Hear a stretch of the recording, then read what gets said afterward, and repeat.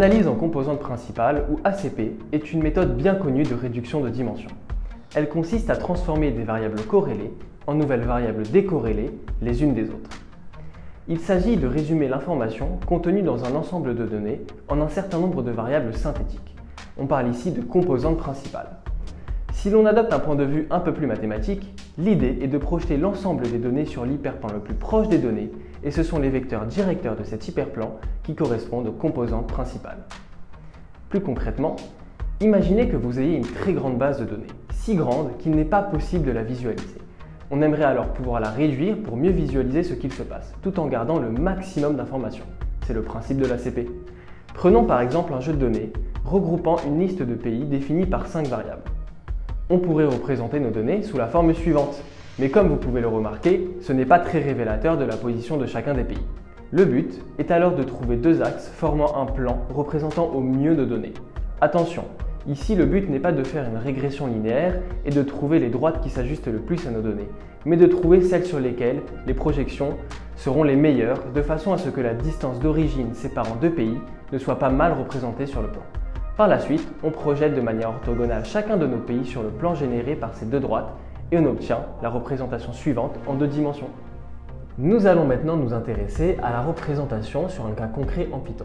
Toujours avec nos pays, mais cette fois-ci définis par 9 variables telles que le PIB brut par habitant, l'espérance de vie ou encore les revenus moyens par habitant.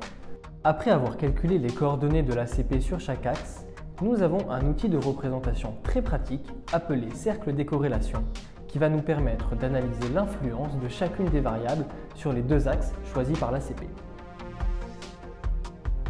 La direction de chaque flèche indique l'axe expliqué par la variable et le sens indique si la corrélation est positive ou négative. La taille de la flèche indiquera le niveau de corrélation avec un des deux axes. Ainsi, plus une flèche sera grande, plus elle sera corrélée avec un des axes. On remarque que des variables comme income ou else sont corrélées positivement au premier axe, alors que des variables comme inflation ou total faire le sont aussi, mais négativement. On peut alors s'intéresser à la représentation des pays dans les deux axes choisis par l'ACP et voir l'influence de la variable espérance de vie sur leur représentation. Pour juger de la qualité de notre représentation, nous avons décidé de colorer chaque pays en fonction de l'espérance de vie, découpée en 3 catégories. Espérance de vie faible, espérance de vie moyenne et espérance de vie élevée. Nous pouvons observer une certaine tendance. On peut alors remarquer que les pays avec une espérance de vie élevée sont concentrés dans la partie inférieure droite de notre graphique. D'après le cercle des corrélations, les individus se trouvant dans cette partie sont en partie expliqués par les variables else ou income. On peut alors en conclure que des pays dépensant le plus dans la santé ont une espérance de vie plus élevée. De même pour les pays se trouvant dans la partie supérieure gauche du graphe.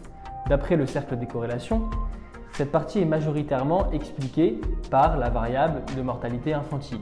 On peut donc en conclure que des pays dépensant le moins dans la santé ont un taux de mortalité infantile beaucoup plus élevé. Si le sujet vous intéresse, n'hésitez pas à aller consulter notre blog sur notre site internet dédié à l'ACP.